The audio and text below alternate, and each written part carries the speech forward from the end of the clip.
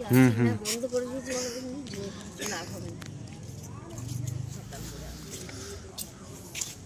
দেখুন জয়রামবাটি মায়ের বাড়িতে আজকে কিন্তু সুন্দরভাবে আলোয় আলোকিত হয়ে আছে। এখনো চারিদিকটা দেখুন। এই জায়গাটা স্পেশালি একটু দেখুন। এই জায়গাটায় কিন্তু একটি বিল্ডিং ছিল, দেখেছিলেন? সেই বিল্ডিংটি কিন্তু সম্পূর্ণরূপে নিশ্চিহ্ন হয়ে গেছে।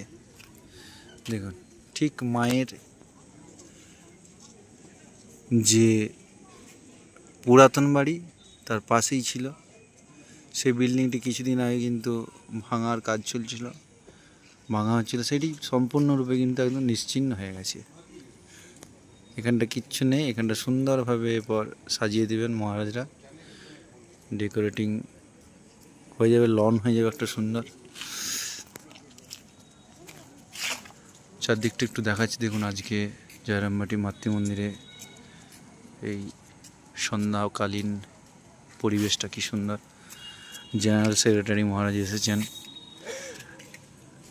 উনি আছেন এখানে। তাই মন্দির কিন্তু একেবারে সুন্দরভাবে প্রতিদিনের মতনই আজকে একটু স্পেশাল এই কারণে, কারণ প্রচুর ভক্ত এসেছে।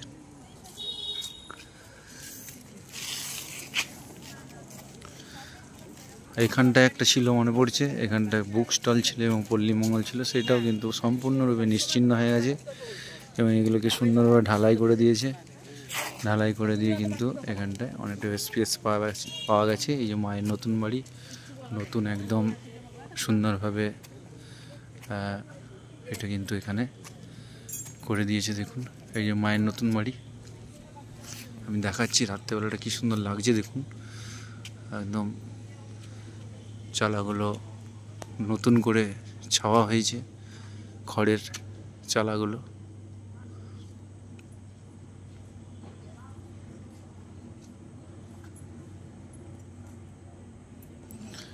আর এখানটাও দেখুন কি সুন্দর সাজাচ্ছে, আস্তে আস্তে করে সাজাচ্ছে। দেখুন, আস্তে আস্তে করে সাজাচ্ছে। ওই যে সমস্ত স্পেসগুলো পাওয়া গেল, ফাঁকা যে জায়গাগুলো পাওয়া গেল, সেগুলো কিন্তু সুন্দরভাবে সাজাচ্ছে। দেখুন,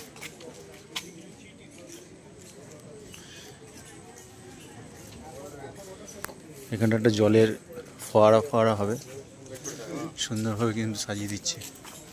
আর এই যে মায়ের পুরাতন বাড়ি, এখানেও কিন্তু একটা সুন্দরভাবে লিখে দিয়েছে দেখুন। এবং খড়ের চালগুলোকে সুন্দরভাবে নতুন খড় দিয়ে ছাওয়া হয়ে গেছে, যার ফলে কিন্তু অসাধারণ লাগছে।